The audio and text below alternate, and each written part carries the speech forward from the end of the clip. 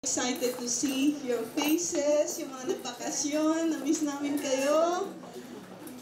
Napakabuti ng Panginoon. We have been praying for you kahit wala kayo dito. The Lord knows that we have been praying for you. It's so good to see all your faces. Praise God. Can we just close our eyes? Panginoon, salamat for this opportunity that we could study your word, Lord. Salamat dahil, Lord, your word is powerful. I believe, Lord, that it will not return unto you void, but it shall accomplish the thing whereto you sent it, Lord.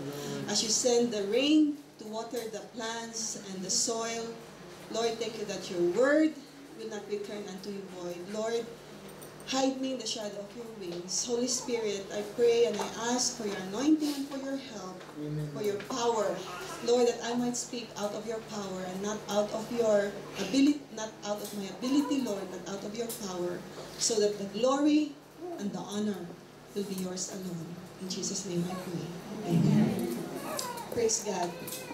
Meron pa akong gustong i-share sa inyo sa umagang ito. It's a very simple theme the Lord has been putting in my heart for the past week. And I want to entitle this message, Wholeheartedly, Even in the Smallest Place. Naging real ho sa akin ito for the past weeks and months.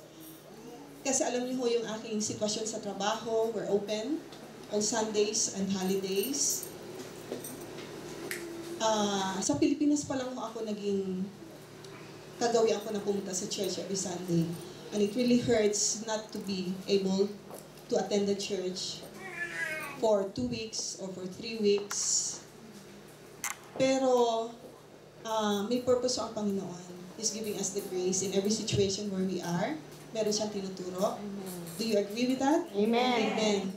So this message is in relation to that, kung ano po yung tinuturo sa akin ng Panginoon ngayon. General Charles Gordon, isa ho siya sa England's most admired heroes, but he's a devout Christian, very committed. Ano ho siya? Very passionate para mag-serve sa Panginoon. Para sa kanya, it doesn't matter kung ang kanyang service ay big or small responsibility as long as he does it for the Lord. Sa kanya ho, hindi importante yung position, hindi importante yung status. Sabi niya, and I quote, "Governing huge countries or occupying the smallest place are the same in reality. For Christ rules events as much with respect to government as he does in little affairs. Jesus, omnipotent ruler of everything, Lord over our own little affairs as well as over the governments of huge countries. Everything big or small is to be done as to the Lord and not to men." Kagaya ng ating verse na binasa kanina. We will not grumble because God assigns us the smallest place rather than a position of prominence and great responsibility. Even if our situation in life is considered lowly by some, we can do all things as to the Lord and for His glory. Kaya yung sinabi sa Colossians na binasa natin kanina. Ang tanong mo ba, pag tayo nag-iisa, pag ang ating trabaho, alam ko nararanasan niyo yun, ano ho ba ang attitude ng heart natin pag ginagawa natin ang ating mga trabaho? Whatever kind. Kasi, whatever kind, mapa-church, secular, relationships, how do we do things? Is it doing as unto the Lord or for men? Are you pleasing God or men? Punta tayo sa Colossians. Gusto kong buksan ulit yung Bible nyo. Yung binasa natin kanina, chapter 3, verses 23 to 24. Pasensya na ka, bibilisan ko lang muna ng kaunti yung para hindi tayo mag-isa ng masyadong habang panahon. Sabi ni Paul dito, kung nakita niyo na, mga Bibles niyo, nakabukas na, in Colossians chapter 3, verses 23 to 24, "Whatever you do, work at it with all your heart as working for the Lord, not for men, since you know that you will receive an inheritance from the Lord as a reward. It is the Lord Christ you are serving." Amen? Amen? What we do. Etong passage na ito ay merong parallel passage. Sa Ephesians, makikita din natin. Pag sinabi natin parallel, pareho yung meaning nila, pareho yung gustong iparating ni Paul sa atin. Sa Ephesians 6, makikita natin the same meaning ng passage, the same exhortation ni Paul para sa atin. Sa Ephesians 6 yon. Whatever you do, sabi dito sa context, sa text na ating binasa, whatever you do, anuman daw ang ating ginagawa, maliit man o malaki, we need to do it as unto the Lord. Kung mababasa natin yung verses before this verse, Paul is talking about 3 kinds of relationships. Meron yung husbands and wife, merong parents and children, or al revés, children to parents, at merong masters and slaves. Kasi noong unang panahon ho, sa mga bahay ay uso ang mga slaves. So normal lang sa isang bahay na may slave. Pero mapapansin po natin, sa any kind of relationship, meron silang similarity. At ano yung similarity na yon? That is position of authority and one of submission to that authority. Ibig sabihin, kayo, alam nyo to, nagtatrabaho kayo, ang mga hepe nyo ay authority nyo. At kayo ay under sa kanila. Di ba? Tayo, nagtatrabaho tayo dito sa church, ang Panginoon ating head, ang authority na pinagkaloob ng Panginoon, ating mga pastors, Pastor Ray, Pastor Vero, pastoral staff, mga leaders nyo. So, anuman yung relationship, we have that kind of set up. Sa husband and wife naman, ang wife, merong accountability sa husbands, ang children, merong accountability sa parents. So, kahit sa ang relationship, merong position of authority and one of submission to that authority. So, nakuha natin yon. So, ang sinasabi dito ni Paul, in everything you do, ano man daw yung ating ginagawa. Maliit man yun, nakikita man ng tao, hindi. Naghuhugas man tayo ng pinggan o naglilinis ng banyo, o nandito tayo sa harapan, sumasayaw, nagpipreach, nagtitestify, whatever it is, dapat daw natin gawin yon as unto the Lord, hindi para sa tao. Kagaya yung sabi ni Sister Vicky kanina.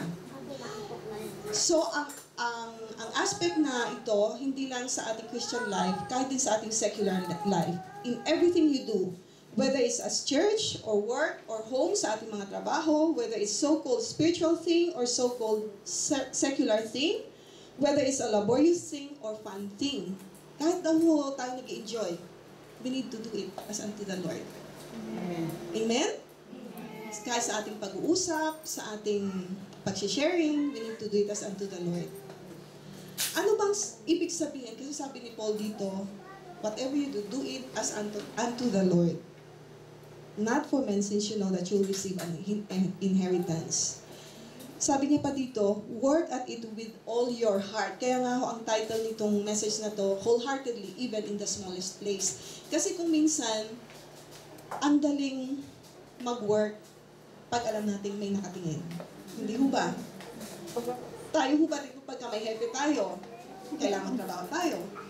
Pero pag wala yung boss, nagtatrabaho pa rin tayo. Sa Facebook. Amen ba? Amen! Wala ata ako narinig na amen eh. Amen! Wala akong Facebook. Ano yun? Wala akong Facebook. Wala na siyang Facebook. Yun po yung responsibilidad natin sa Panginoon kasi hindi lang tayo nag-work pag nandyan yung mga boss natin. Sa akin po, sa face ko, is obligatory. Kasi sa trabaho ko po, lahat may camera. Hindi ko alam kung saan nakalagay. Sa harap, sa likod, sa taas. Lahat po kami may camera. So, hindi kami pwedeng hindi magtrabaho. Pero, sa other sense, parang nagiging, sa akin, encouragement, nagiging motivation na magtrabaho. Work heartily. Ang ibig ko sabihin nun ay work is done with everything we've got and not haphazardly. Ano bang opposite ng wholeheartedly? Apathy. Ang wholeheartedly, buong puso mo. Buong ganas, buong passion, buong sarili mo. Kung paano din tayo magmahal, ganun ba tayo magmahal? Wholeheartedly. Hindi lang half-half. What more sa work ng Panginoon? Ang opposite ho ng wholeheartedly ay apathy. Ang apathy is lack of interest or lack of concern. Ginagawa mo lang yung trabaho mo, ay, gawin ko lang kasi. Kung hindi, papagalitan ako ni sa leader ko. Gagawin ko kasi magagalit si pastor. O gagawin ko kasi nandyan yung amo ko. O hindi, baka mamaya mapatalsik ako. Pero, ang sabi ko dito, in-encourage tayo ni Paul, ano man daw yung gawin natin, we must put all of we are sa ginagawa natin. All of our soul should be put into it. There should not be any laziness. Dapat daw hindi tayo maging tamad. Ano daw yung ginagawa natin, ibigay natin yung ating buo. Nung sinulat ni Paul ito, nasa mind niya yung sa Luke 10:25 na sinasabi doon, love the Lord your God with all your heart, and with all your soul, and with all your strength, and with all your mind. And love your neighbor as yourself. Ang pagmamahal daw natin sa ating Panginoon at ang pagsisilbi sa Kanya ay with all of our heart, soul, mind, everything that we are.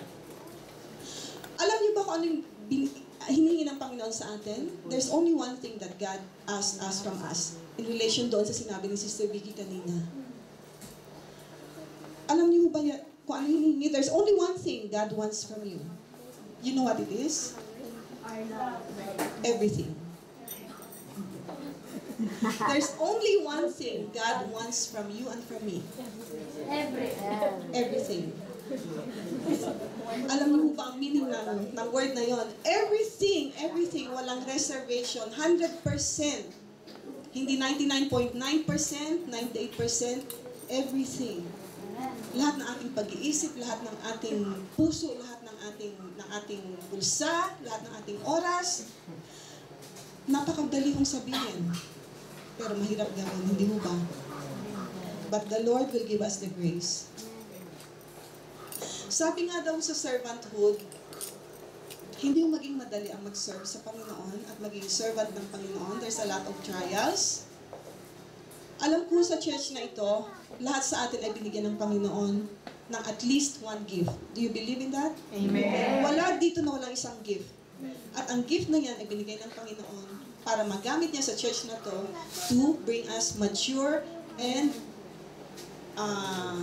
blameless before the Lord when He comes. Hindi lang when He comes, even ngayon pa lang. Do you believe in that? Iba-ibang spiritual gift ang binigay sa atin ng Panginoon. Merong evangelist sa atin, merong mga hospitable, merong giver, merong discipler, merong dancer, merong guitarist, iba-iba pa. Ako hindi ako pwede akong maging guitarist kasi hindi ko gift yun.